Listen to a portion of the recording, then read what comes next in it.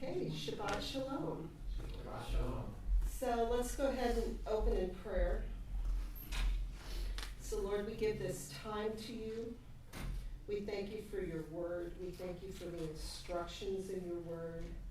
We thank you that there's always new things, new revelations to find within your word that draws us closer onto your heart and helps us grasp you a little bit better, Lord. So we thank you for the examples that have been set down in the Torah, and we ask that we would personally glean from it. We give it all to you in Yeshua's name. Amen. Okay, so we're in Emma's birth portion today. We're going to go ahead. The portion actually starts Numbers 25:10, but because it drops us in the middle of the story, we're going to start at the very beginning of Numbers 25. And what I'd like to do, first of all, is just set up the location and the main players of this story. So we're here in the area of Shittim, which is, or some say Shittim, and it's located in the plains of Moab. So as we saw from the portion before this, the Moabite king was wanting curses against these people that are dwelling down here. And as we know, with Balaam 4 times, he ended up blessing them instead of cursing them. And so one of the things I was sitting there thinking about on this whole thing is this activity is going on up here on this mountain, looking at all these people, and the dynamic of it is all going on. The blessings are all being proclaimed, not to the people at the base of the mountain.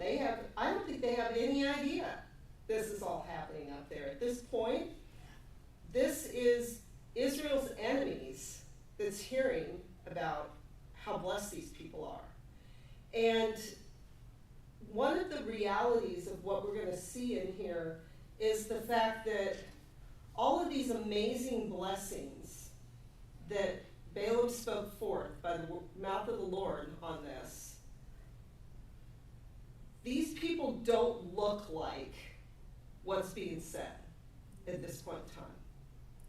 They're all these amazing things that they're supposed to be doing, yet when we drop into this story, these people are sinning.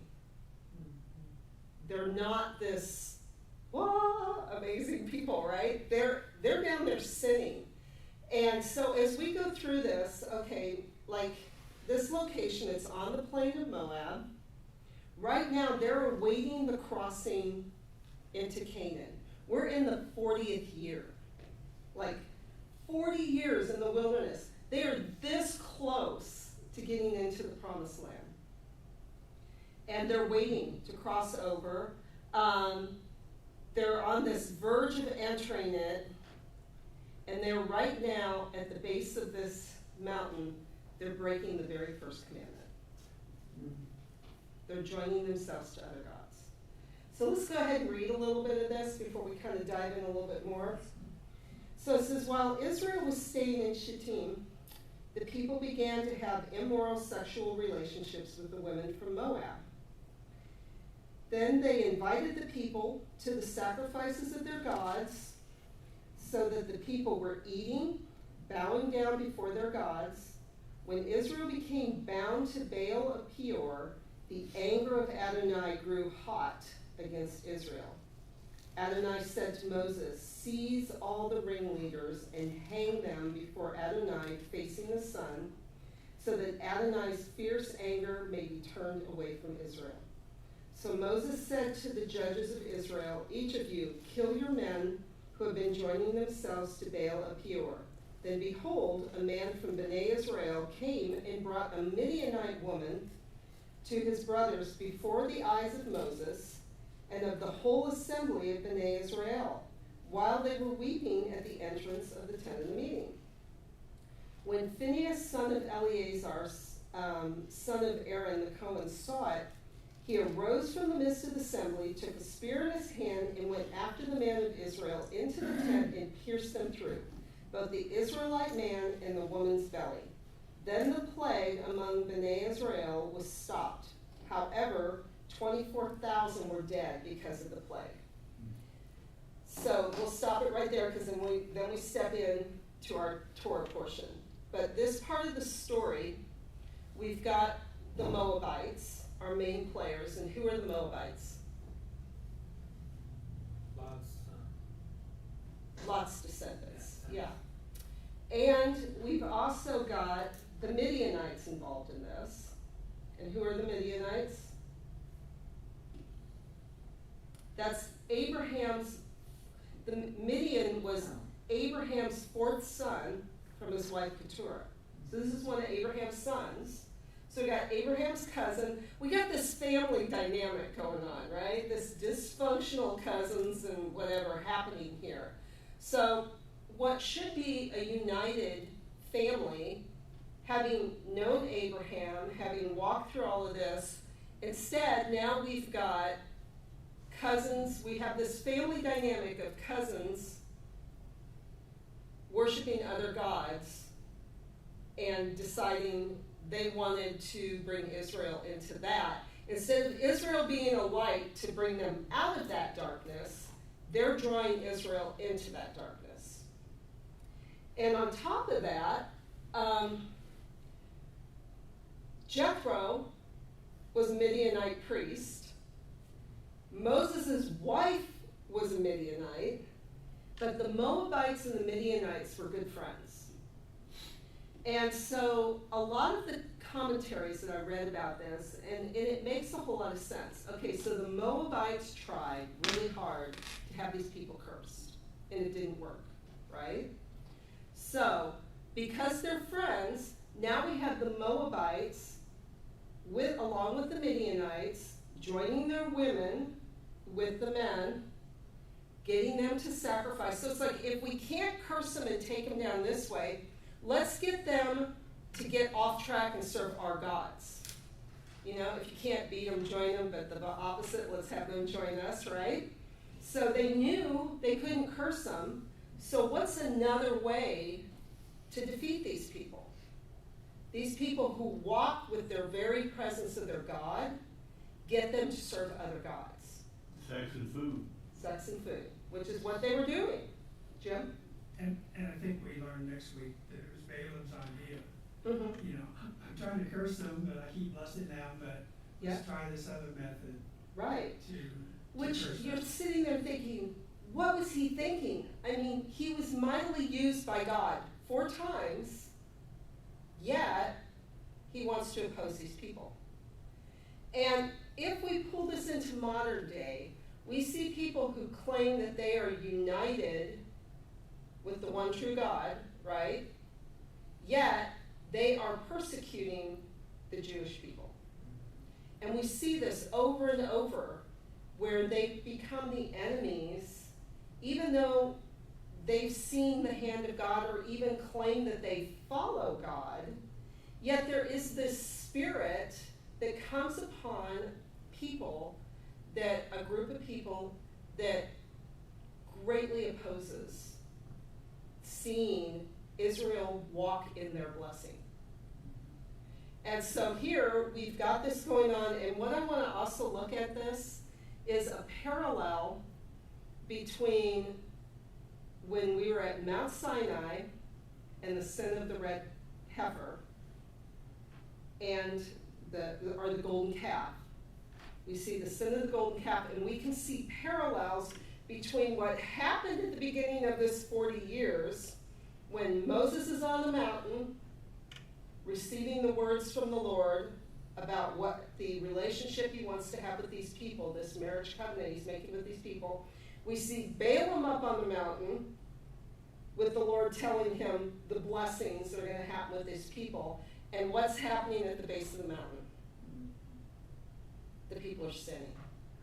They are breaking the first commandment right off the bat. Another very interesting part about all this is Baal of Peor Peor is a location previously named in the Balaam saga, but Baal was considered a fertility storm god. And he was the high god of the Canaanites. And an image often associated with Baal is the bull, the ram, or the calf. So we know that in Exodus 32, it's a golden calf they created. And we also see these people joining themselves to this god that is represented by a calf. Are you going to say something? I saw you do this. Were you going to say something? Well, you did it. Oh. I actually asked you, you connecting this to the sin of the golden calf? Yeah, and I'm sitting there thinking, when you think of the reality of what's going on here, how huge this is, we have the 40 years, the very beginning, God blessing and choosing these people, and they sin with the golden calf. They turn against God and they sin, right? Now we're at the 40 years, on the verge of claiming the promise, and once again, what are they doing? They're sinning and joining themselves to the worship of Baal, which is represented by a calf or a bull. And way later, when we see the split and the divide of Israel, and they set up false altars to worship, it is also that image that they set up to worship. So there is something about this calf, cow, bull image and this worship about this. And of course, a good friend of mine, and I work for her ministry, Daisy Project India, and we know the worship and the setting apart of cows there. Like, you accidentally hit a cow, you're in big time trouble. You know, you go to a McDonald's, they do not serve hamburgers in McDonald's, you know. It is a worshipped idol there. So we see this thread of this continuing, this false worship, but why this particular animal? I don't have an answer. I just have a really big question is, why is it always this particular animal? What is it about the calf, the bull? Isn't it India, they consider cows holy, and of course this reminds me of baseball, because there was a guy who announced for the Cardinals and then the Cubs named Harry Carey. Mm-hmm. Whenever there was a home run, he'd say, "Holy cow." Yeah. Why that, I don't know, but it's always good to connect these things to baseball. Oh, okay. I'll remember that next time I teach. I mean, this is baseball analogies. Running the bases. Okay, so we're at first base right now. Now, but looking at that parallel, so we have, like I said, God meets with Moses on the mountaintop. He speaks through Balaam on the mountaintop, destiny. So we know, we're pretty sure Israel has no idea what was said. I mean, eventually they had to, inspired, because it's in here what was said. But at the time, they had no idea that this dynamic was going on, that Balaam was blessing them, right? It obviously is recorded, so it was found out. But at this point, they don't know this. And it is the second generation. Most of their parents are dead. We're getting so close, you know, we're getting ready to anoint Joshua. So we know by 2 chapters from now, we've got just Joshua and Caleb of that generation left, and Moses is getting ready to die. So we've got this whole new generation that we would like to think had learned from the sins of their fathers. But it looks very much like this same heart attitude of carrying this through to the second generation. This is still going on. And we'll see a lot of that, like the early speeches when we move into Deuteronomy, when Moses knows he's dying. he gives these amazing speech. Well, some people believe it's just like one huge long speech, which he had to have been exhausted when he was done. But that speech, the information that he's passing on to that second generation, in my opinion, is number one, Moses had no assurance that the fathers had taught their sons correctly. And so we've got these warnings that he's retelling them, because we're seeing already that this new generation sinned, enjoying themselves to idols, and broke the very first commandment, just like their parents did. And I can feel like there's like this weightiness, like when we see Moses, like I always consider Deuteronomy Moses' last will and testament, like where he just lays it all out. But I can feel the weight of all that, because we just walked out of this next generation sinning right off the bat at the base of the mountain. And so here's one of the questions, and this is kind of a question that we hear spoken over Israel now in our day and age. Is the true Israel the one Balaam blessed 4 times, or is the true Israel the one engaged in sexual sin and breaking covenant with Yahweh? Does that sound like a familiar conversation that they're having now about the state of Israel reestablished? Have you heard that phrase, they're not the true Israelites? That is, Faith.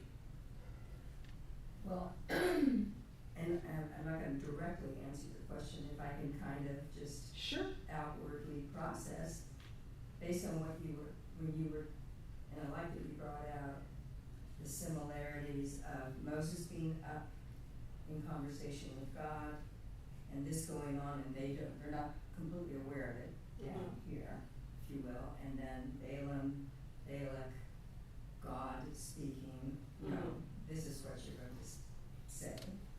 I am going to bless these people. And you brought out the fact that they're sinning, they're not looking like they deserve what he's speaking over them. And it's like fast forward to now, and when the Lord returns, it's going to be his faithfulness to his covenant promises that endure. And of course the true, the veil is over their eyes temporarily. In time, there will be those, as a nation, am I right on that, that will say, blessed are you who comes in the name of the Lord. Absolutely. But, it's interesting, the sinning, there's the remnant that now are walking with the Lord, only God knows the heart, but there are those that are still engaged to this day. So that raises a good question, like, what does God say about the descendants of Abraham, Isaac, and Jacob? I'll let you take it from there. Well, and also when we look at, like, a lot of people now in this day and age go, well, Israel they had Pride Month, they had a really high abortion rates, they have a lot of sin in that country, right? Does that mean that they're not the covenant people? I mean, Sam? They're both the real Israel. I mean, you hear that now when somebody throws a fit and they say, well, now I see the real you. Well, yeah, you do, but it's, you do things you shouldn't do, but that doesn't change who you are. And I believe what the world is seeing, and when God speaks this stuff over Israel, he sees their destiny. He sees what they will be, the fullness of who they are in his heart. Does he like the sin? Absolutely not. Does he judge sin? Yes, very much so. But he does not give up on a people. And one of the things we learned very early, like when we started teaching the Torah, or doing Torah study, and diving into Torah study, and seeing all of these covenants, and seeing sin, but seeing that God keeps his covenant with his people, means, and we've brought this out before, if God can decide, I am done with this people group, and this is where replacement theology comes in. I'm done with sinning, the sinning of Israel. I'm done with the Jewish people. I'm now going to join myself to the Christians because they're great. Okay, or they, they accepted my son. I'm going to join myself to them. If God, because of sin, can give up on the Jewish people, look at the church. What makes us so secure? If we truly believe that God doesn't keep his promises and doesn't keep covenants, what would make us think that God's going to stand with the church through all the mess too, and not say, okay, I'm done with you guys. I think I'll join myself to the Hindus or to the Muslims or to another people group that look better in my eyes because I've had it with you. He doesn't do that. Jim? Yeah, it seems to be all about God and his reputation, because we continually, if we've gone through Torah, that Moses is continually pleading with God to not reject his people, because what would the people say? They'll say that you won't be able to save them. And so it's all about his reputation. And he continually, in the Deuteronomy speech, it's all about, you need to choose life, not death. But if you do choose death, these are the consequences. And of course, in Exodus, about the whole, I think it's when you actually see God's glory, and he talks about what kind of God he is. He's God of mercy and so forth, but he will punish sin. But then there's that whole hope in Deuteronomy 30, verse 11, where it says, this commandment that I command today is not too hard for you, neither is it too far off. And John, in his first epistle, says the same thing. He says, this is the love of God, that we keep his commandments, and they're not burdensome. And so there's always that hope, that he will, and then of course, more is Jeremiah 31:31, that he'll change Israel's hearts so that they can obey him and follow him and show their love for him and love their neighbor as themselves. So there's all these, like you're saying, all these promises that God makes, and if he rejects and doesn't fulfill his promises, then is he not able to, or what's his problem? It destroys his reputation. So it all comes back to glorifying God through his faithfulness and through people living righteous lives that are a light to the nations. Yeah, I agree. And very much of as far as the Jeremiah 31, we've got the outpouring of the Holy Spirit, which helps walk out. It's an assistance to help walk out righteousness and holiness. And who did he pour the Ruach out on first? Was it the Gentiles or the Jewish? Jewish disciples. It was the Jewish disciples. And I think sometimes people, because of Pentecost, I know I did growing up, because I grew up in a very large replacement theology church. Like, we were it, and the Lord rejected the Jews, and that's what I grew up in.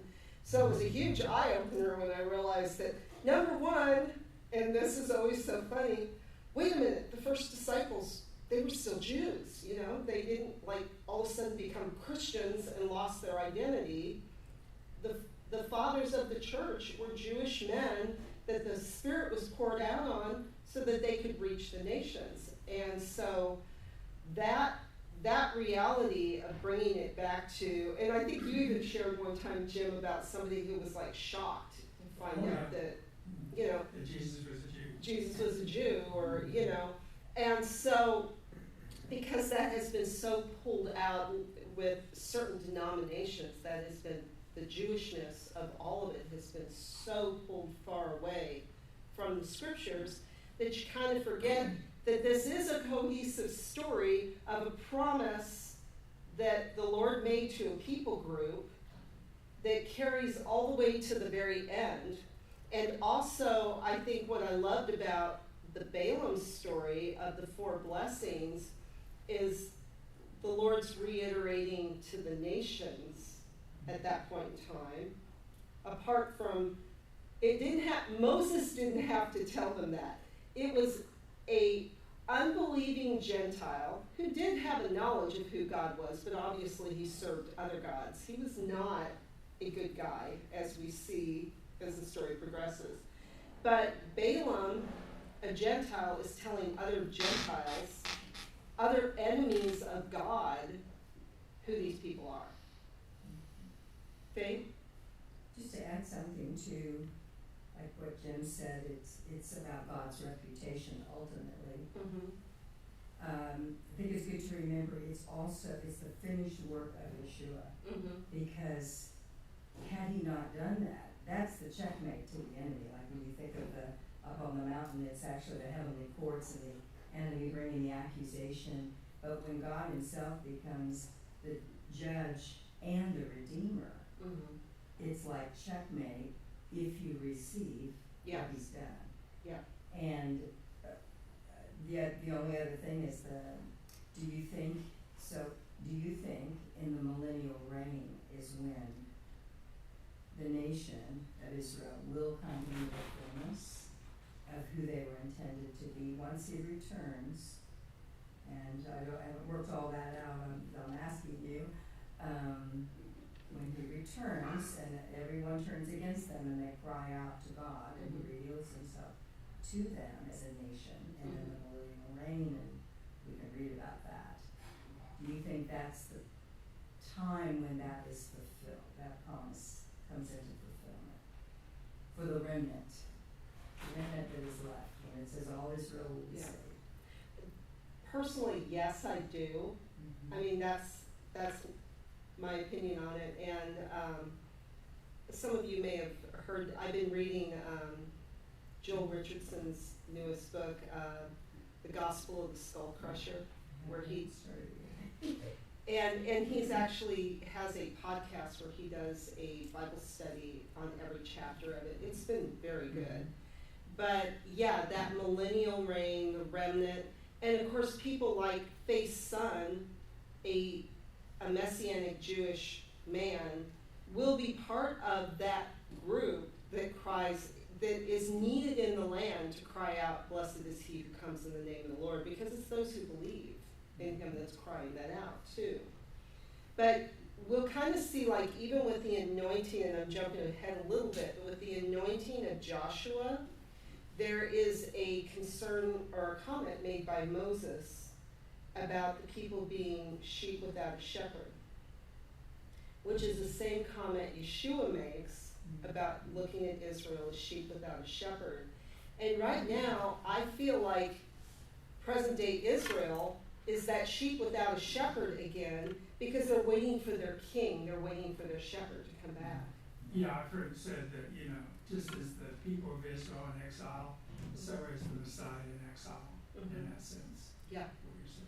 So that Israel always did better when they had a righteous king, right? So it didn't last very long. Israel's heydays were very short when the people were or when they were under heavy, heavy, heavy persecution. And they cry out to the Lord, and the Lord shows up, and then things go really well, and then the second generation blows it. A lot of times is how it kind of lays out. Here we have, in this story, the first generation blowing it at the base of the mountain, the second generation already messing it up at the base of the mountain and serving other gods. Because it seems like in their hearts, and this was even true when they asked for the king, they always wanted to be like the other nations. They did not want to be a separated nation. They wanted to look like everybody else. And obviously that wasn't the Lord's plan. That wasn't what he wanted. So let's keep moving. So we had them worshiping idols. So here we go. Moses gives instructions to kill those loyal to that idol. So is that actually what God told Moses to do? Let's look at this. And it's interesting because some commentaries view Moses as being disobedient on this. So, How so? well, I'll show you. Adonai said to Moses, seize all the ringleaders, which can also be like, the ringleaders could be those that are the head, it depends on your translation, and hang them before Adonai facing the sun, and they believe that's like a judgment calling. You know, it says hanged, many translations say impale them, and put them in front of the sun to stop that judgment, right? And it says, so that Adonai's fierce anger may be turned away, okay? It says, so Moses says to the judges of Israel, each of you kill your men who have been joining themselves to Baal. So some of these view that this was supposed to, the instruction that God gave Moses was it was supposed to be the head people of each one of these tribes that were supposed to be killed for allowing their people to do this. But Moses tells the head people, go find your people that did it and kill them. And I know it's kind of like when I was reading different commentaries on this, I'm like, but the ringleaders were killed, yet there was this plague going on.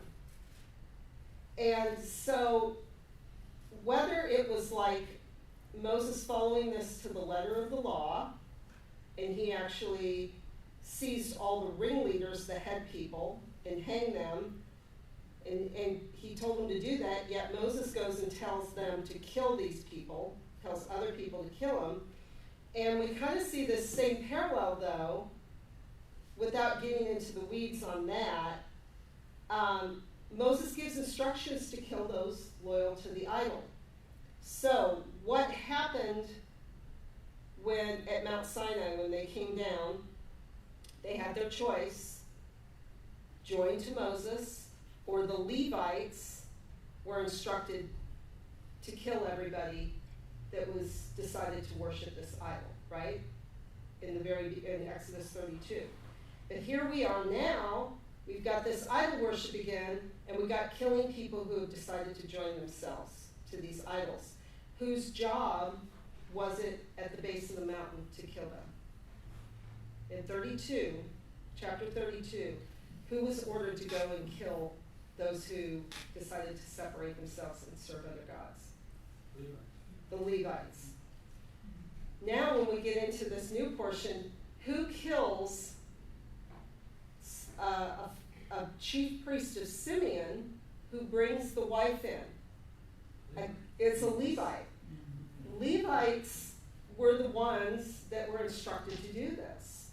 And we've got this parallel here again of who's actually executing judgment that God smiles on. Because when these guys here went and just the general people, it said, each of you kill your men who have been joining themselves to Baal.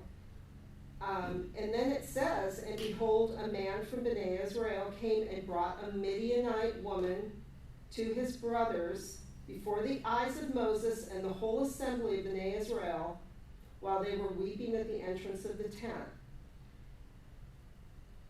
This was a blatant, you were told to kill these people, yet they go and he blatantly, before Moses and everybody, brings her in anyways, right?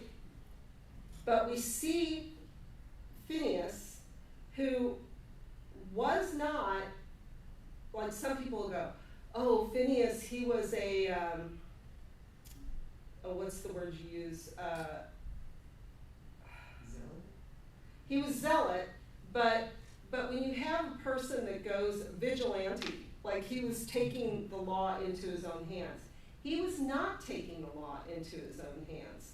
They were instructed to kill these people, and he's brought before Moses, he's brought before all the people, and nobody has done anything about this. So we have a Levite who rises up doing exactly what God, he's not rogue, he's doing exactly what God told him to do, and he kills these people. And because he did kill that man and that woman, the plague stops.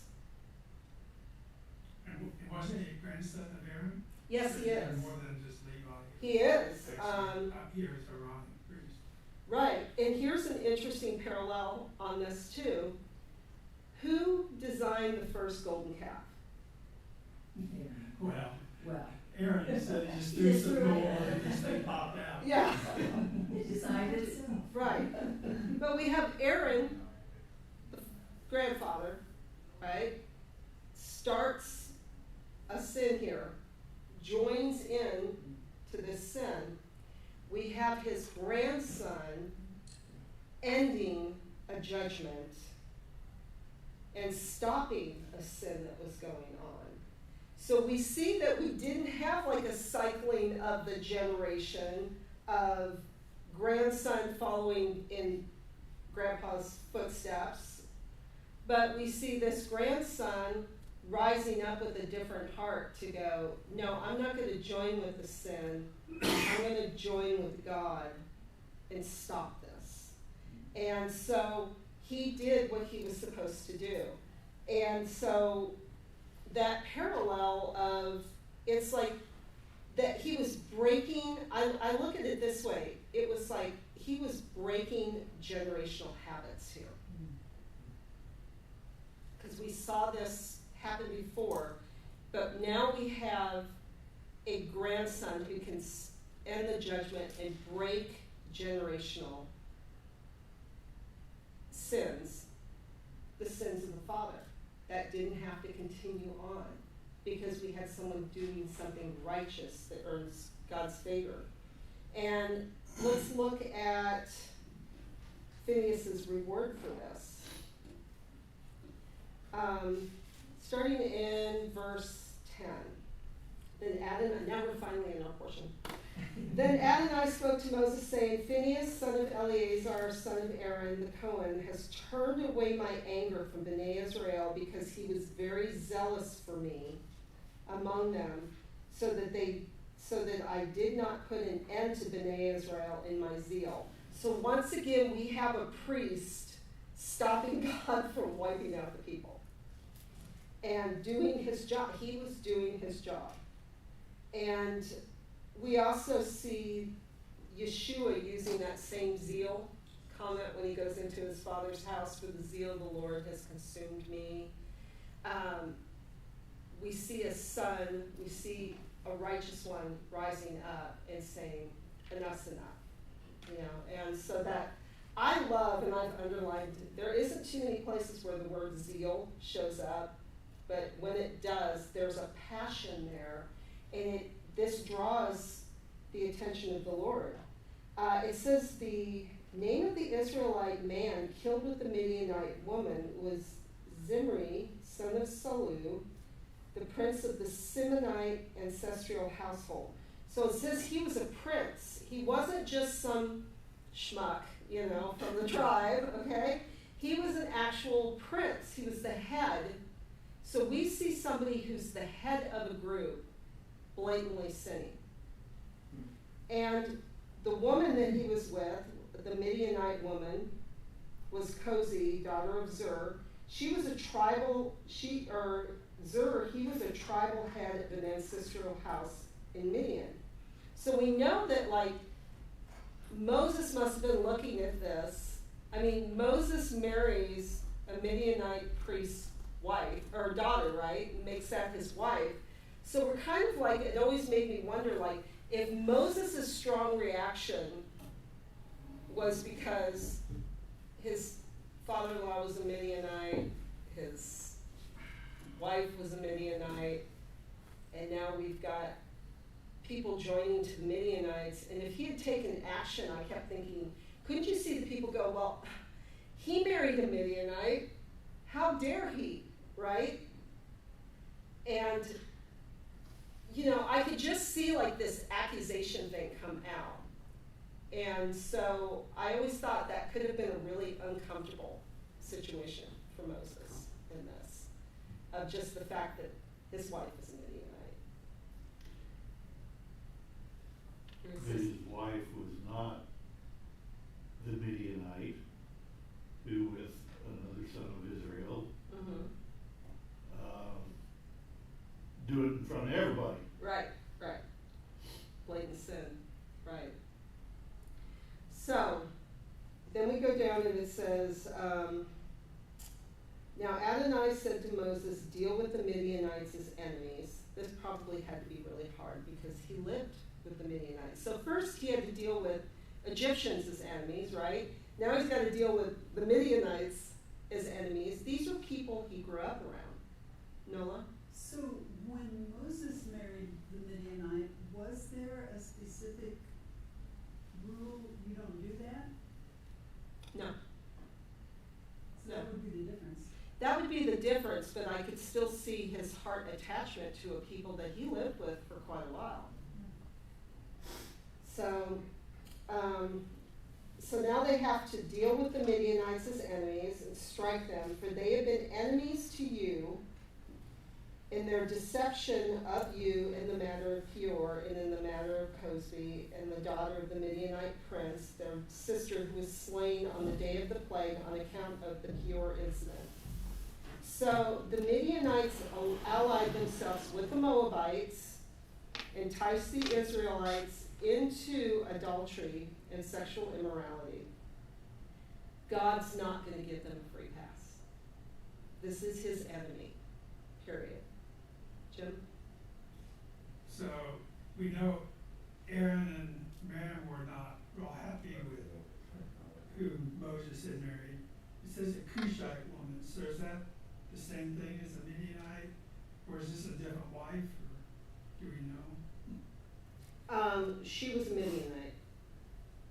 Oh, who? Which one are you talking about? Back in chapter 12, it says Miriam and Aaron spoke against Moses because of the Cushite woman whom he had married, where he had married a Cushite woman. And so then Miriam and Aaron, they get in trouble for coming against Moses for having married, for them opposition to him for that. But, so I should know by now, but Cushite, is that, are they talking about the same wife, or is this a different wife? I think it's the same wife. It could have been, I think it's the same wife, but I'm not certain. Because at that point in time, they didn't talk about Moses marrying, having any other wives except for the one. I think after she died was when he married an additional, or got married again. But it doesn't say that Moses had multiple wives. So that's why I'm assuming, but I really don't know. That's a good question, but I'm not sure. Okay, Numbers 26. We have the numbering of the second generation, which we'll go through pretty quick. Numbers 1 is when they numbered had the first census and numbered the first group. And the first time they did the numbering or did a census, they were forming an army. So the first census was about numbering an army, okay? Now we have them doing a census, and this census is about portioning out land. Now, as most of you know, I'm a bookkeeper, so I love numbers, and I won't get too deeply into this, but the total head count at the end of, when they first did it in Numbers 1, was 603,550. The second head count was less. I think I wrote this down right. The second head count was 601,730. So they had lost a considerable amount of people in 40 years, okay, when they're doing this. The only tribe that prospered and went up in numbers in the head count were the Levites. Every other tribe went down in the head count. Now some could say, well, that's because that first generation was wiped out. But if that first generation was being fruitful and multiplying in the wilderness and having multiple kids, that head count should have gone up instead of down. But amidst all the sin, we can see where the Israelites were fruitful and multiplied. Actually, in Egypt, they did their job. They multiplied so numerous it freaked the Egyptians out, right? But when they were in the wilderness, sin after sin and whatever else was going on here, we see a decrease in their numbers before they go in. And which really kind of, I mean, the Levites were the closest to the presence of the Lord. And we did have sin amongst the Levites, right? Korah, and we had sin issues where Levites were wiped out because of sin. But as a general rule, their tribes went up in numbers, and I truly believe it was because they were closest to the presence of the Lord. They were serving Him and trying to walk out what they were supposed to do. Where we have, as a general rule, hearing the rest of the tribes, the bulk of the people, grumbled, complained, and fought against God's purposes through this whole thing. And it shows by the decrease in their numbers. Noah? And again, it's reflected in our current culture. You know, the whole radical environmentalism, oh, you don't want too many people, that is so aligned with the demonic viewpoints. You know, it's all about me, not others, not children, and so reflective in historic. And we do see many times where the sin of the father, he brought his kids into it, and they were all wiped out. Like when there was a heavy judgment, it wasn't just the father that was wiped out a lot of times in that. I mean, the whole family was wiped out. And so we see that stubbornness, like on levels of even the be fruitful and multiply, which we got very far back in the book of Genesis, right? But this rebellion, this anger, this stubbornness is actually causing death instead of life amongst the people. And so, yeah, I just, like I said, I'm a number person, so I kind of went through and went, hey, the Levites multiplied, but everybody else just didn't do so great. And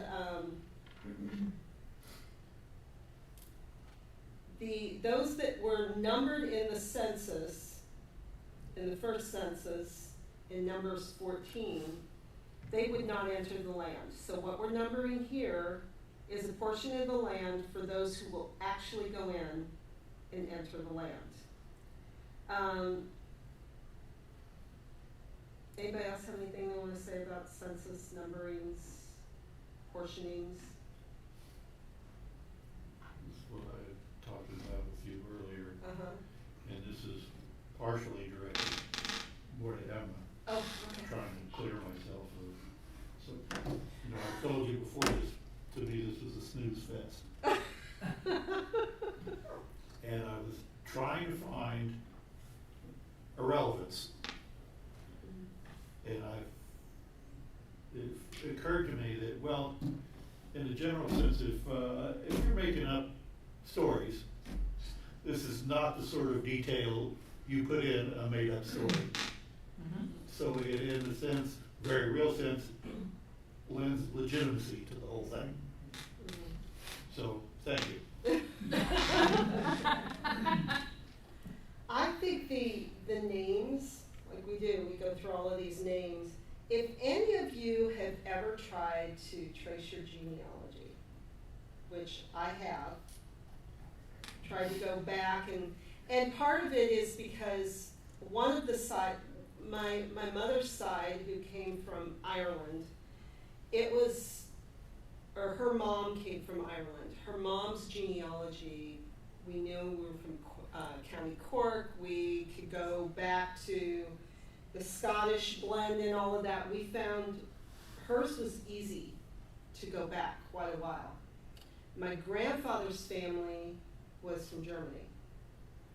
And trying to research that side of the family, which I was a little hesitant to even research that side of the family because my grandfather was extremely anti-Semitic, like really bad, and very vocal about it. And I kept thinking, okay, German, they came over from, his mother was from Austria.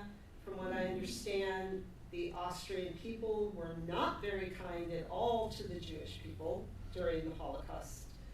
And so I keep running into roadblocks. Like, I know papers were destroyed, I know issues happened during World War II that made it hard to go back on some of this stuff. But the fact that what I love about the Jewish people is this genealogy is important to them. Not just for the line of Yeshua, their genealogy is important. Like, they know their father, their grandfather, their great, they keep going backwards generation to generation to know who they are. It's their identity. And so many of us, like here in the US, because we're just so blended with so many things, we've kind of lost that, or maybe even lost the interest of knowing that. But there is something to basically know where you came from, whether it's good or bad, whether the stories are good or bad, you know. On my father's side, my grandfather did extensive research. We're from England, and he wrote a very boring book about it. Sorry, Grandpa.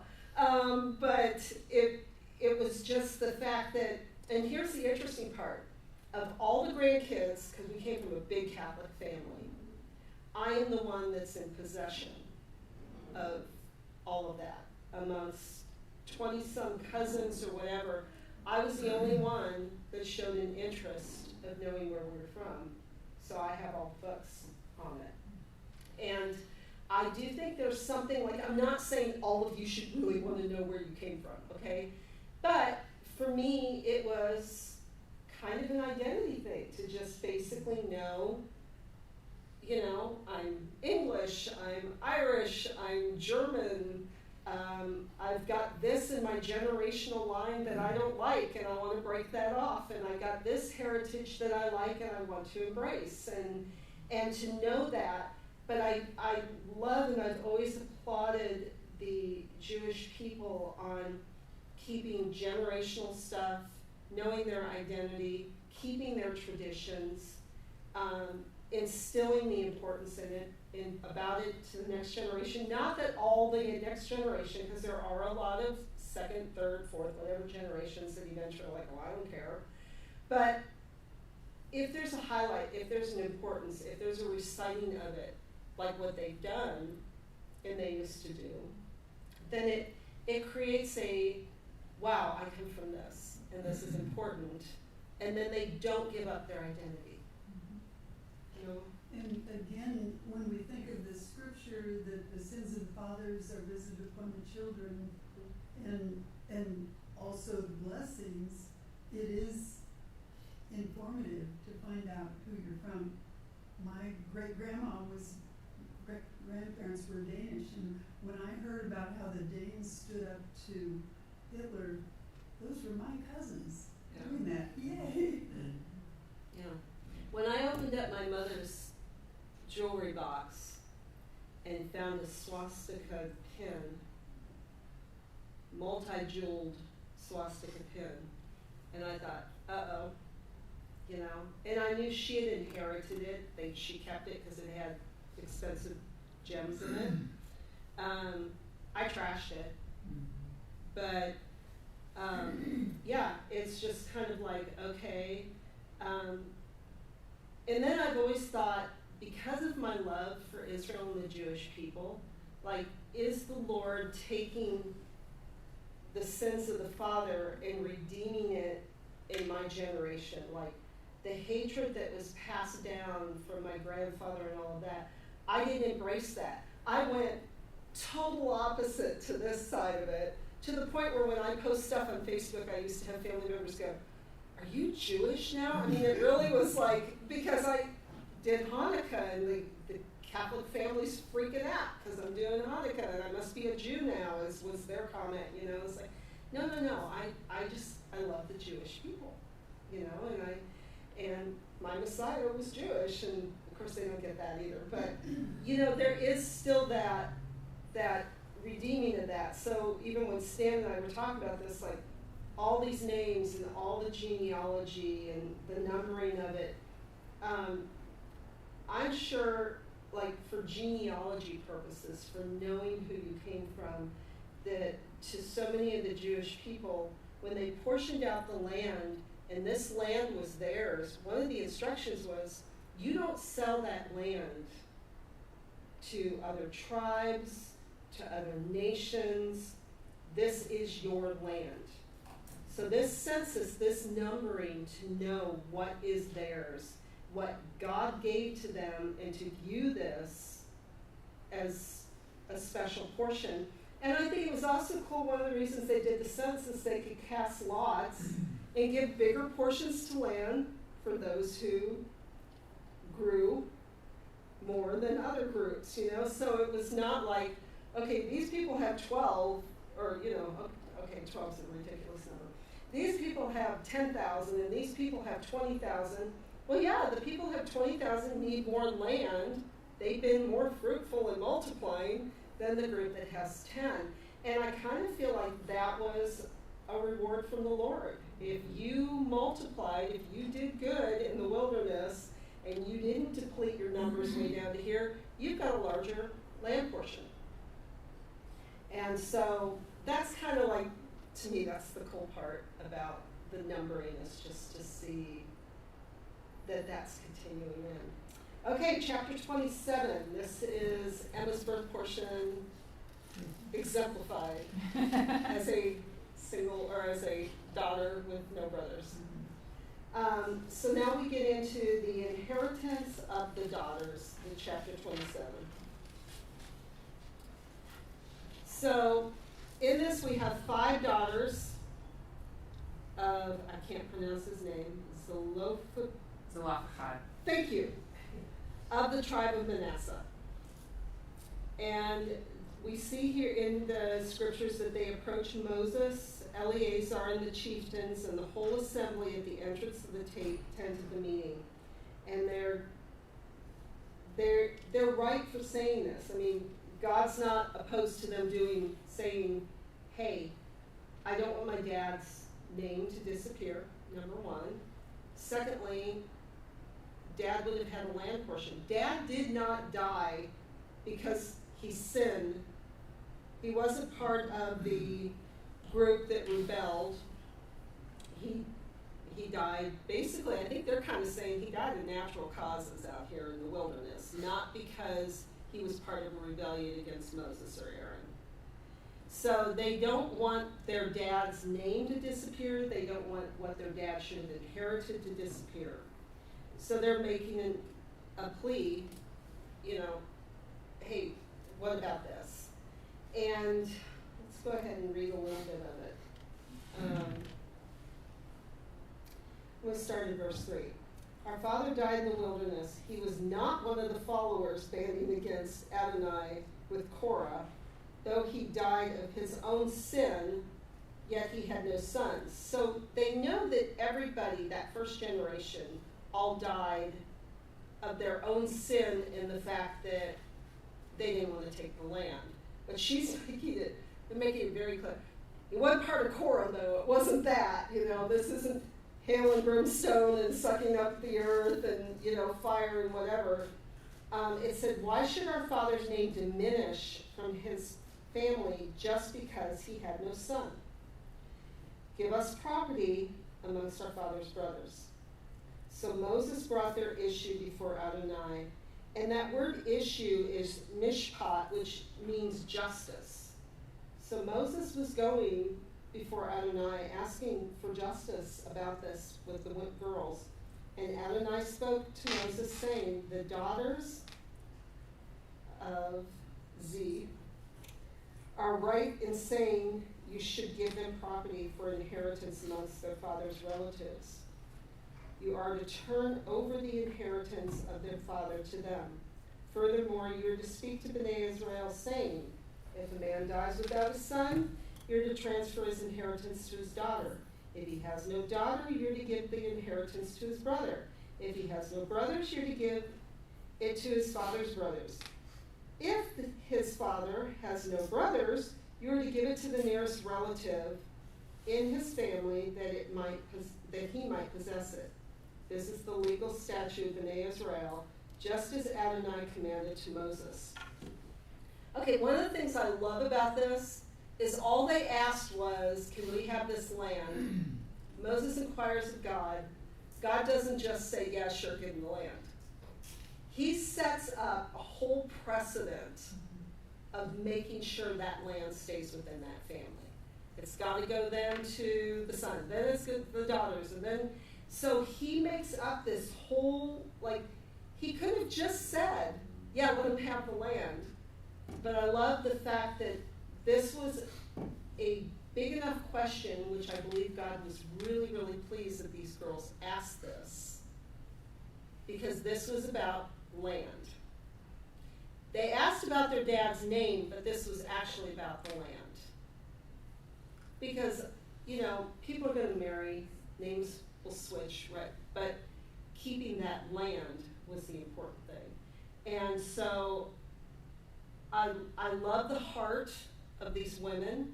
They approached Moses and Aaron right there in front of the tent. They didn't go and complain and gather a little posse together like we've seen other groups do earlier. They weren't in sin when they were doing this. They weren't in rebellion. They were making a plea and request. They didn't say, oh, well, Dad's dead, let's go back to Egypt. They didn't have that attitude, which we've seen over and over again, or let's just marry into someone else and give it all up. No, they had it in their heart, they had a purpose, and they boldly, which I'm sure for a lot of women in this culture was not an easy thing to do, they boldly went before Moses and Aaron in front of the tent of the meeting to make their request known. And obviously the Lord loved it. And so I also see a little bit at the very end, this whole structure of they give it to this, and if not this, give it to this. We see this, it drew my mind back to the kinsman redeemer, Boaz situation with Ruth and Naomi when they came back, who now owned the land, when they left, right? So somebody in the family has that possession. There was a new owner, so to speak, but it was still a family member who would still step into that family position. So we still have family taking care of family in this. Family possessing the land, so that inheritance would go to the right people, because that was important to the Lord, especially when it had to do with his land. So, does anybody have any comments on that before we move on? Emma, you have any insight on that before we move on? I think it is just I think you covered most of it. I think it's one of the examples I like about how Torah and Israel as an extension do regard women. But also I like, the fact that you like what you pointed out with, they go before the Lord and he doesn't just say yes or no. He gives, this is how you're to think about this, which is, I think, one of the things, is a good example of how we're to look at Torah, because Torah is not, even though it has a lot of specific instructions and details, and it's not 100% prescriptive for every situation that comes, right? But if we look for patterns, when we look at how things play out, we learn about how, we learn about the perspective and how, how we're supposed to think about things, if that makes sense. Yeah. So I think this is a really good example of that. And then also, yes, just because it's my birth portion, this is, I am I only have one sibling. I have a sister, so it's kind of fun that there's like almost a modern day application of this, because my sister and I, of course, and my sister is married. I'm not, but my sister and I will inherit my parents, whatever.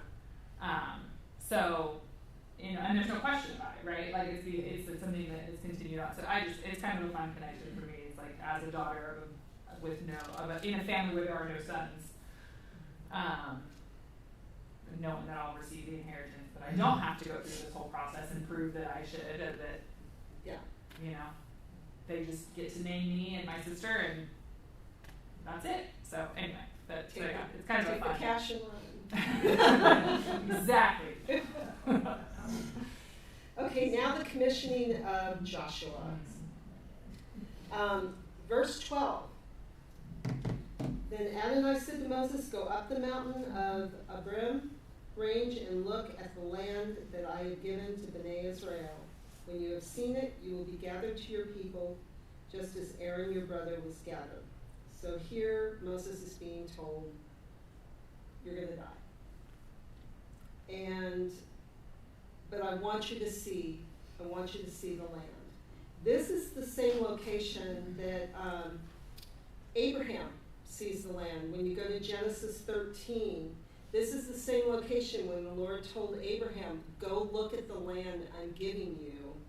And so in Genesis 13, 14, and 15, Abraham gets to see all the land. Now, in Numbers 27, Moses gets to see this land. And Moses says, "Let the Lord, source of all the breath of all the earth, appoint someone over the community." So Moses knows he's going to die. Moses is concerned about the community. And again, we had mentioned, he said, "Who will lead them out and bring them out so that the people of Adonai will not be like sheep without a shepherd?" And again, we related that to, it was a concern when Yeshua looked at the mass multitudes and he had compassion, and they were sheep without a shepherd. And they're going to go into this land now, and Moses has a real concern, like, who's going to lead these people? Because you can't just let them go on their own. I mean, we're already kind of seeing what a mess these people can be without a leader. Or they can be a mess with a leader too on this whole thing. But they need guidance, right? And so we do not see Moses assuming, I'm going to die and my son's going to take my place. That's not how this was not a, King Moses, and then his son becomes Prince so-and-so, and he becomes the ruler. No, this was God's decision on who would be the next to lead them, and it wasn't even from the same tribe. And so, but we do see that Joshua has been by Moses' side, has been the good report guy. He's hung out around the presence of the Lord. Israel's destiny means something to Joshua too. So God's picking someone who that destiny means something to them also.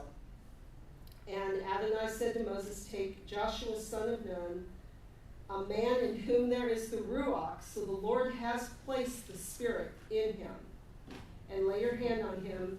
You'll have him stand before Eleazar the Cohen and the entire assembly, and commission him before their eyes, so everybody knows, everybody sees, we're not doing this in private. Give to him some of your authority, so that the whole community of Bnei Israel will obey him. He will stand before Eleazar the Cohen, who will pray and obtain judgments for him by the Urim and before Adonai." So we now have partnership here. We have the Levites. We're bringing this in, like, we have the priests, and we have Joshua, who's spirit-filled, but we don't have Joshua solely leading them. We don't have the priests. We have leading in unity. Kind of like what KL likes to do of leadership. We don't have like one pastor here and everybody falls in line. No, we're leading in unity here. We're leading in community. We've got more than one person in charge. And we had Moses and Aaron, but basically Moses was able to get words directly from the Lord. We don't see that with Joshua. Joshua has to go to the priests to hear from the Lord.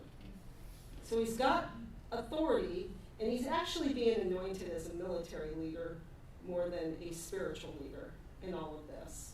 But now we step into this leading with the priests and the king, or the priest and Joshua, which we're later going to see priest and king.